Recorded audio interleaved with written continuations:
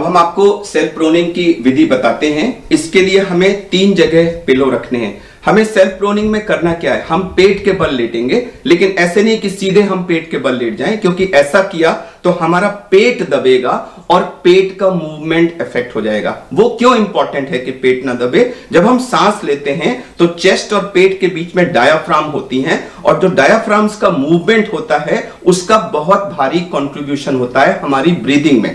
तो अगर पेट दबा तो वो डायाफ्राम का मूवमेंट इफेक्ट हो जाएगा और उससे उल्टा इफेक्ट आ जाएगा। तो ऐसा हमें कदापि नहीं होने देना है। इसी के लिए हम 3 जगह पिलोज रखते हैं। एक ये बिल्कुल पैर की तरफ, देखिए ये है पिलो जो बिल्कुल पैर की तरफ है।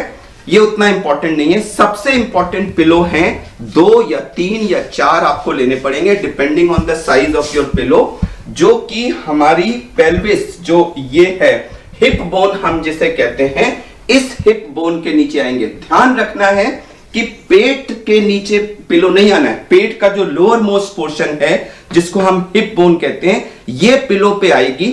और तीसरा पिलो होगा हमारे हेड एंड की तरफ, जो हमारी अपर चेस्ट को सपोर्ट करेगा। तो प्रोनिंग पोजीशन में जाने के बाद हमारी अपर चेस्ट एक पिलो पे सपोर्टेड होगी, हमारी जो ये हिप बोन है ये 2 या 3 या 4 depending on thickness of pillow उस पे सपोर्टेड होगी, और पैर हमारे नीचे की तरफ होंगे। सबसे अहम चीज है कि पेट बिस्तर पे नहीं दबना चाहिए, और आपकी पोजीशन हो जाने के बाद पेट और बेड के बीच में एक हाथ जा पाना चाहिए, जो इंश्योर करेगा कि आपके पेट का मूवमेंट ठीक हो रहा है। अब मैं इसको करके दिखाता हूं।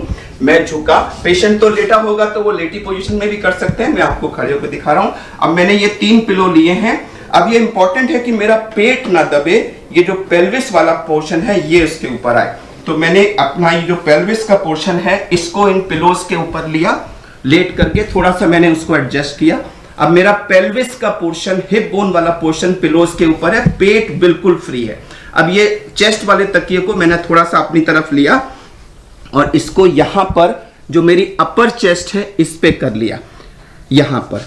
अब आप देखिए इस पोजीशन में आने के बाद इधर साइड से दिखाइए कि ये जो हाथ है मेरा, देखिए मेरे पेट और बेड के बीच में आराम से जा रहा है, और जब मेरा सांस से मेरा पेट हिल रहा है तो पेट के मूवमेंट में कोई रिस्ट्रिक्शन नहीं। ये सबसे अहम चीज है कि हमारा पेट नहीं दबना चाहिए। और जो तीसरा पिलो है वो मेरा पैर की तरफ है। आप देख लीजिए मैंने अपने पैर जो हैं वो पिलोस पे सपोर्ट किए। उसको आप थोड़ा बहुत आगे पीछे कर सकते हैं, और अगर अनकंफर्टेबल लगे तो हटा भी सकते हैं। अब जो हमने ये चेस्ट की तरफ पिलो रखा है इसको हम थोड़ा बहुत आगे पीछे कर सकते हैं। अब सर कैसे पोजीशन करें? कई तरीके हैं। आप या तो सीधा इसको थोड़ा ऊपर लेके अपनी थोड़ी जो है वो इस पे सपोर्ट कर सकते हैं, देखिए ऐसे हो गया। या दूसरा ऑप्शन है कि आप थोड़ा सा इसको नीचे करें, और हमने दोनों अपने हाथ ऐसे ले लिए और हमने हाथ पे इसको सपोर्ट कर लिया। और ऑक्सीजन अगर लगी है तो मास्क लगा है तो मास्क भी लगा हुआ हो सकता है, और अगर नेजल कैनुला है तो वो भी लगा हुआ हो सकता है। या मैंने अपने सर को ऐसे कर लिया, या मैंने अपने सर को ऐसे कर लिया, या फिर इसको हटा के मैंने इसको इसके ऊपर कर लिया। तो आपको चूंकि 2 घंटे तक लेटना है तो आप बीच बीच में इसकी पोजीशन चेंज कर सकते हैं। आप हाथों की पोजीशन जो है वो आपको कंफर्टेबल रखनी है। आप यहां भी रख सकते हैं। आपने एक हाथ साइड ऑफ द बॉडी में कर लिया, दूसरे को थोड़ा आगे पीछे कर लिया, इसको इधर कर लिया, इसको आगे पीछे कर लिया, और बीच बीच में आप थोड़ी बहुत पोजीशन चेंज कर सकते हैं।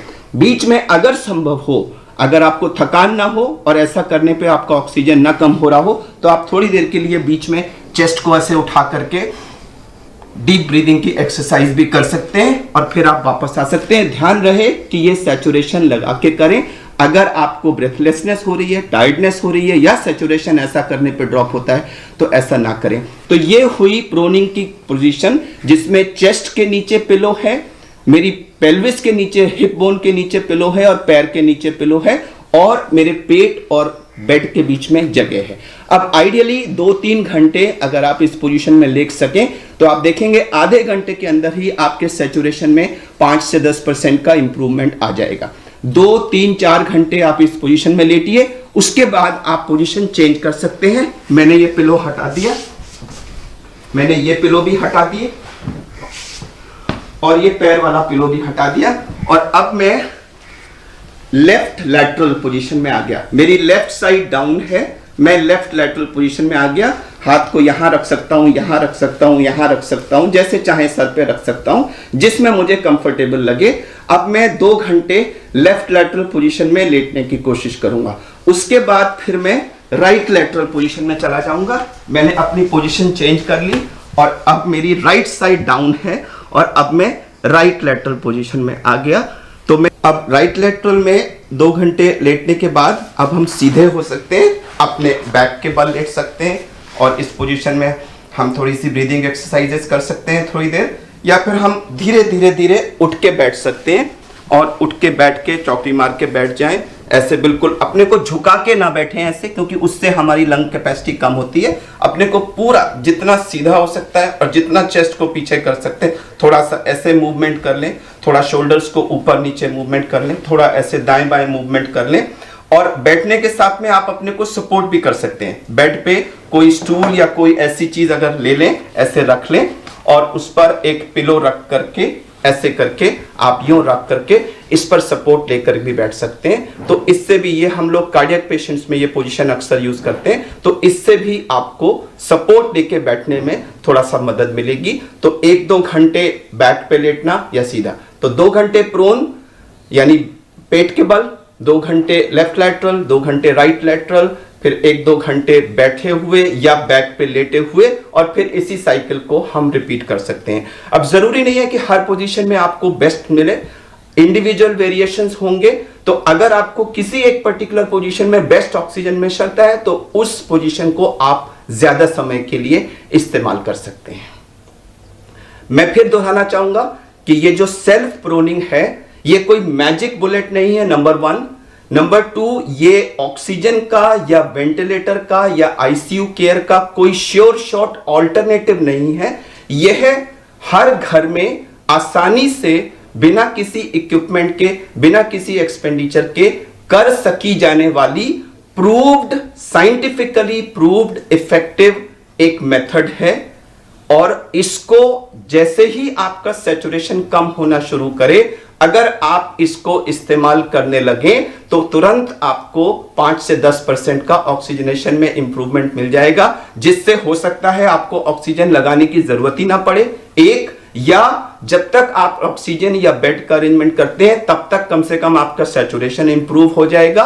और अगर ऑक्सीजन भी आप लगानी पड़ी तो हो सकता है उसकी मात्रा हमें कहीं कम इस्तेमाल करनी पड़े, जो आज की तारीख में बहुत इंपॉर्टेंट है।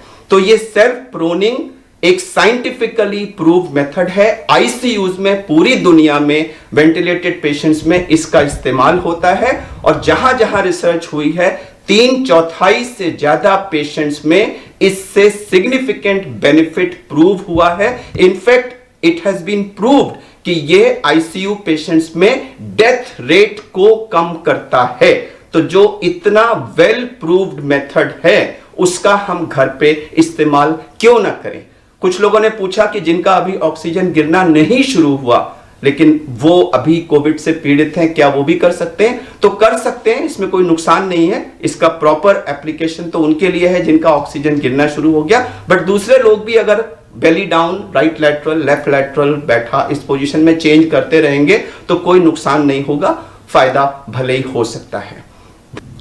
4-5 कंडीशंस हैं जिसमें प्रोनिंग नहीं करनी है। एक तो गर्भवती महिलाएं, उनको ये नहीं करना है। जो लोग बहुत ज्यादा ओबीज हैं और उनकी बेली बहुत आगे पेट है, तो उनके कितने भी पिलो लगा लें आप, उनको पेट दबेगा, तो उनको नहीं करना चाहिए।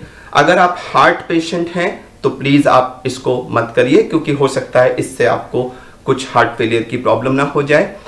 अगर आपकी स्पाइन की कोई मेजर प्रॉब्लम है, कोई स्पाइन की आपको स्पॉन्डिलोसिस या स्पाइन की कोई प्रोलैप्स डिस्क वगैरह की प्रॉब्लम है, आपको हिप बोन का कोई ऑपरेशन हो चुका है, पैर में किसी बोन्स वगैरह का फ्रैक्चर है या किसी चीज का ऑपरेशन हो चुका है, तो कृपया ये ना करें, क्योंकि हो सकता है कहीं उन फ्रैक्चर रिपेयर साइट्स को कहीं इससे नुकसान ना हो जाए। एक और चीज, खाना खाने के तुरंत बाद ऐसा ना करें, क्योंकि उस समय पेट थोड़ा फूला होता है, तो तुरंत बात करने से आपको उल्टी आने की या इस तरह की संभावना हो सकती है। दूसरा, अगर ऐसा करने पर आपको कोई डिस्कंफर्ट हो रहा है, बहुत तकलीफ हो रही है, तो फिर आप ऐसा ना करें। कई बार लोगों ने रिपोर्ट किया है कि जैसे ही वो प्रोन पोजीशन में जाते हैं खांसी आ जाती है, तो थोड़ी देर अगर खांसी आ रही है तो उसको टॉलरेट कर लें, जरूरत हो तो उस पोजीशन में आप नेबुलाइजर भी ले सकते हैं, और प्रायः मैंने देखा है कि थोड़ी समय के बाद वो एडजस्ट हो जाते हैं और वो खांसी कंट्रोल हो जाती है।